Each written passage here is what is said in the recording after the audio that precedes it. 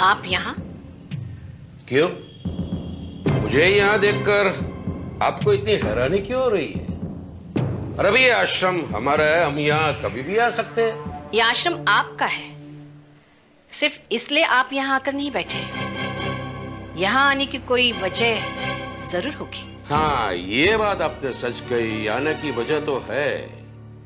अरे भाई, मैं तो यहाँ ये देखने आया था कि आपने आश्रम की औरतों को आत्मनिर्भर बनाने का फैसला किया, उसका क्या हुआ? इस बारे में जानने के लिए आप इतने उत्सुक क्यों हैं? क्योंकि मैं अच्छी तरह जानता हूं कि आपकी सारी मेहनत पर पानी फिर गया है। आप आश्रम की औरतों को उनके पैर पर खड़ा करना चाहती थी, और हुआ ये है कि आप अपने साथ साथ उन्हें भी मुंह के बल लेकर गिर पड़ी है। बड़ी चली थी उन्हें आत्मनिर्भर बनाने के लिए। हाँ सब टाइम टाइम फिश हो गया ना। इसलिए कहता हूं सरला जी, इंसान को अपनी औकात से बाहर नहीं जाना चाहिए। अच्छा, तो ये बात है। इस बारे में मुझे पहले से ही शक था। मैं जानती थी कि हमारा सामान रिजेक्ट करवाने के पीछे आपका हाथ है। क्योंकि आप भूल गई थी सरला जी कि हमारी मर्जी के बगैर इस आश्रम में पत्ता तक नहीं हिल सकता। अब तो आप समझ गई होगी कि हमारे हाथ कितने लंबे हैं। आप हमारे साथ ऐसी दुश्मनी निभाएंगे, ये नहीं जानती थी मैं। दुश्मनी की शुरुआत आपने की थी सरला जी। आपने मुझे चुनौती दी थी। याद है, उस दिन आपने कहा था कि जंग मैं शुरू करूंगी, उसका अंत देखना तुम। लो, हमने तो एक ही झटके में आपका अंत ही कर दिया। हमारी कोशिश नाकामयाब कर देने से आप सोचते हैं कि हमारा अंत हो गया? नहीं सूरज बच्चे, नहीं। मेहनत और पसीने से की गई हुई कोशिश कभी यूं बेकार नहीं जाती। तो क्या करेगी आप? आपके पास तो कोई रास्ता बचा नहीं है। बैंक से 5 लाख रुपए का जो कर्जा लिया है, कहां से चुकाएगी आप? आपने बैंक मैनेजर को हमारे खिलाफ कर लिया है। आप ही ने उस पर दबाव डाला कि वो हमसे इतनी जल्दी वसूली करे। आप भी सब कुछ करवा रहे हैं। हाँ, मैं करवा रहा हूं, मैं। क्योंकि आपने मुझसे खुलेआम पंगा लिया है। शायद आपको मेरी ताकत का अंदाजा नहीं था। अब आपको समझ में आया होगा कि मुझ जैसे आदमी से दुश्मनी मोल लेने का नतीजा क्या होता है। आपकी दुश्मनी मुझसे थी। आपने मेरे साथ साथ आश्रम की औरतों की मेहनत को अपनी साजिश से नाकामयाब किया। सरला जी, आश्रम की औरतें आपसे अलग थोड़ी है। उन्हें तो आपने ही भरमाकर अपनी मुट्ठी में कर लिया है, वरना उनमें इतनी ताकत कहां से आएगी कि वो सब एकजुट हो सके। सरला जी, उस दिन आश्रम की औरतों के सामने आपने क्या क्या बोला था वो मैं भूला नहीं हूं। उस दिन आपने बोला था और मैंने सुना था। आज मैं बोलूंगा और आप सुनेंगी। सरला जी, एक बहुत पुरानी कहावत है, जब चींटी के पर लग जाए तो समझ लो उसकी मौत निश्चित है।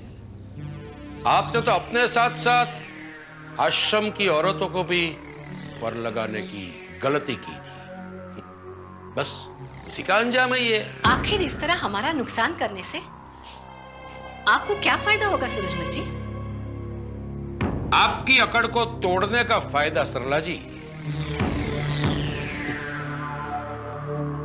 आपने इस आश्रम को बिजनेस सेंटर बनाकर यह सोच लिया कि आप यहां बैठ के धंधा करेंगी और हम चुपचाप बैठे रहेंगे।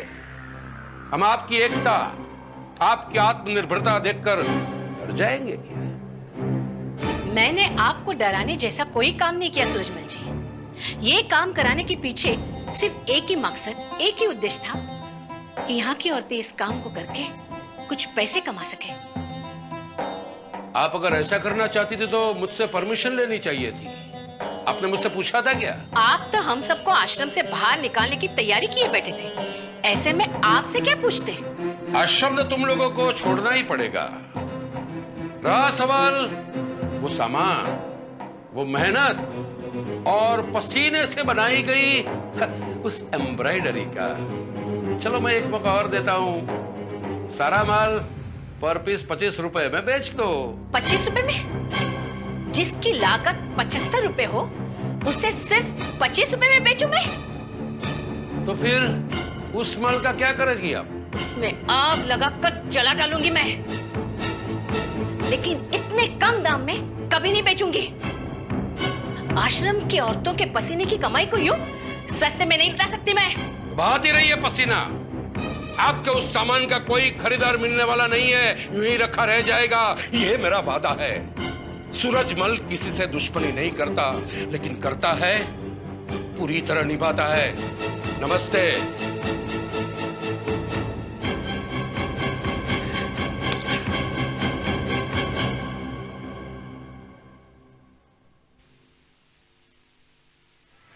कुंती जी नमस्ते।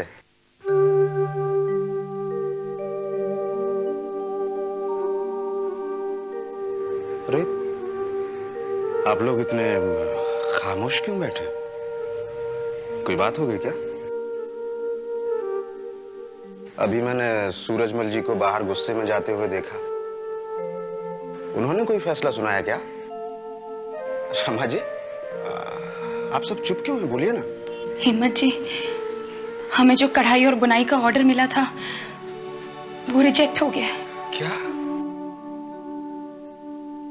हाँ,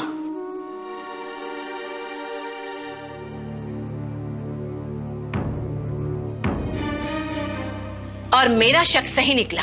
कैसा शक सरला दीदी?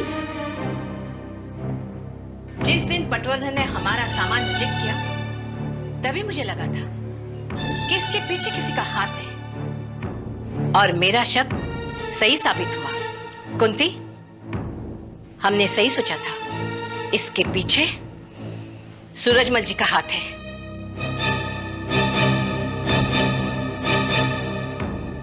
क्या? लेकिन सरला दीदी, ऐसे करके उनको क्या मिलेगा? क्योंकि वो चाहते थे कि ऐसा करने के बाद हमारा सर कभी उनके आगे नहीं उठ पाएगा। वो आपको यहाँ यही बताने आए थे क्या? हाँ, वो ये देखने आए थे कि इतना सब कुछ करवाने के बाद हमारी क्या हालत हुई है। ऐसा घटिया आदमी मैंने अपनी जिंदगी में कभी नहीं देखा। सरला दीदी, मुझे समझ में नहीं आ रहा कि अगर ये औरतें अपने मेहनत से 2-4 पैसे कमाना चाहती हैं तो सूरजमल जी को क्या एतराज है? वो ये कभी नहीं बर्दाश्त कर सकते कि हम किसी काबिल बन सके। वो तो ये चाहते हैं कि हम दर दर की ठोकरें खाते बेसहारा बने रहें। उनके अकेले के दम पर हम बेसहारा बने रहेंगे तो क्या हम इकट्ठे होके कुछ नहीं कर सकते दीदी? कुंती, वो ताकतवर है, उनकी कई लोगों से पहचान है, और उसी के बल पर उसने पटवर्धन को हमारे खिलाफ किया, बैंक मैनेजर को भड़काया, और ये सब उन्होंने खुद अपने मुंह से कबूल किया। दीदी, आपने उनसे पूछा नहीं कि वो हमारी बर्बादी करने को क्यों तैयार है? वो हमसे दुश्मनी निभा रहे हैं। उन्होंने कुंती को आश्रम से बाहर निकालना चाहा, लेकिन नहीं हो सका। उन्होंने मुझे भी बाहर करना चाहा, ये भी नहीं हो सका। इसलिए खींचकर वो हमारे रास्ते में रुकावट पैदा करना चाह रहे हैं। अगर हम सब लोग जाकर उनके सामने माफी मांगे तो क्या सब कुछ ठीक हो जाएगा? रामा, माफी किस बात की मांग ले जब हमने कुछ गलत किया ही नहीं? अब क्या हमें सांस भी उनकी परमिशन से लेनी पड़ेगी? ऐसा नहीं होगा। ऐसी हालत में आप लोगों का क्या करने का इरादा है? यही तो सोचना है हिम्मत। जाते जाते सूरजमल जी ने क्या कहा पता है? कि आप अपने माल को पर पीस 25 रुपए के हिसाब से बेच दें। ये तो आधे से भी कम कीमत है दीदी। इसलिए मैंने भी तो जवाब दिया कि मैं अपने सामान को आग लगा दूंगी, लेकिन हरगिज इतने कम दाम में नहीं बेचूंगी। दीदी, मैं समझता हूँ कि आपको अपने सामान को कहीं और भी बेचने की कोशिश करनी चाहिए। हमारे लिए ऐसा करना तो बहुत जरूरी है हिम्मत, क्योंकि हमने बैंक से 5 लाख का कर्जा लिया है, और बैंक वालों को 1 महीने के भीतर कर्जा चुकाना भी तो है। कौन लेगा हमारा सामान? कौन खरीदार होगा? दीदी, मैं मिस्टर रस्तोगी से बात करके देखूं? ये आपने बहुत सही बात कही सरला दीदी। रस्तोगी साहब बहुत अच्छे इंसान हैं, बड़े भले मानुष हैं। ऐसे समय में तो वो आपकी जरूर मदद करेंगे। हिम्मत, तुम तो उनके यहाँ काम करते हो, तुम जाके उनसे बात क्यों नहीं करते? हाँ दीदी, लेकिन मैं तो उस कंपनी में एक मामूली सा मजदूर हूँ। मैं उनसे क्या बात करूँगा, मेरी क्या हैसियत। और पता नहीं वो मेरी बात सुनेंगे या नहीं सुनेंगे। कुंती जी जाके अगर बात करेंगी तो अच्छा होगा। मैं ही जाऊंगी दीदी, ये हमारा काम है तो हमें खुद ही करना होगा। मैं जाकर उनसे बात करती हूँ। अरे हाँ कुंती, वहाँ पुष्पा भी तो काम करती है ना? हाँ, मैं पुष्पा से भी कहूंगी कि वो हमारी मदद करे।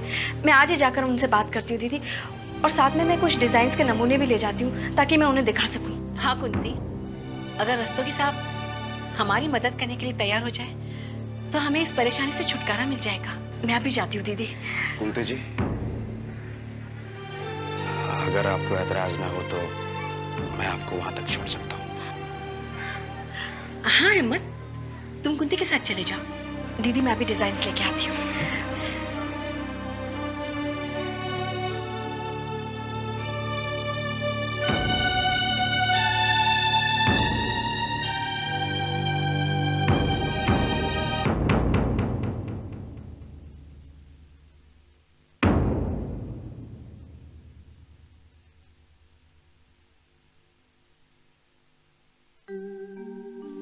पुष्पा, अरे कुंती, तुम यहाँ? हाँ, मैं बहुत जरूरी काम से तुम्हारे पास आई हूँ। तुम बैठो तो सही।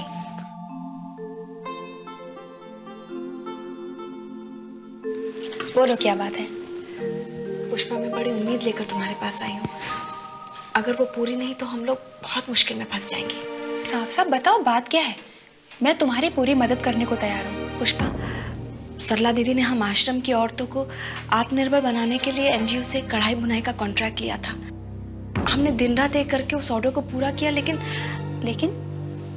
क्या? लेकिन जब हमने सारा सामान एनजीओ के पास भिजवाया तो उन्होंने उसे रिजेक्ट कर दिया। क्या? हाँ पुष्पा, उसके चक्कर में हमारे मेहनत के अलावा 7 लाख रुपए खर्च हुए हैं, जिसमें से 5 लाख रुपए सरला दीदी ने बैंक से कर्जा लिया है। अब हमें तो समझ में नहीं आ रहा कि हम क्या करें। तुम बताओ कुंती कि मैं तुम्हारी क्या मदद कर सकती हूँ? मैं चाहती हूँ कि तुम मुझे रस्तोगी साहब से मिलवा दो। मैं उनसे बात करना चाहती हूँ, हो सकता है वो हमारी कुछ मदद कर सके। लेकिन कुंती, रस्तोगी साहब तो ऑफिस में है नहीं। कब आएंगे? अच्छा, मैं उनका इंतजार करती हूँ। वो अभी 2-4 दिन से ऑफिस नहीं आ रहे हैं, और अभी 2-4 दिन तक और भी नहीं आएंगे। तुम्हें पता नहीं, रस्तोगी साहब का एक्सीडेंट हो गया है, हाथ में कुछ चोट आ गई है, इस वजह से वो घर पे रेस्ट कर रहे हैं। हे भगवान, अब क्या होगा? मैं तो सरला दीदी को ये बोल के आई थी कि मैं मिस्टर रस्तोगी से मिल के आती हूँ, वो हमारी मदद जरूर करेंगे। कुंती, वो मदद तो जरूर करेंगे, लेकिन पहले उनसे बात होना जरूरी है। तुम क्या 2-4 दिन इंतजार नहीं कर सकती? हाँ, मैं इंतजार तो कर सकती हूँ, लेकिन पुष्पा कोई भरोसा तो होना चाहिए। पता चला दिन गुजर गए और कुछ नहीं हो सका तो? मैं उनसे घर पे बात करती हूँ, देखती हूँ कि वो क्या कहते हैं। प्लीज पुष्पा, आश्रम की सारी औरतें और सरला दीदी भी बड़ी उदास है, चिंता में है कि क्या होगा।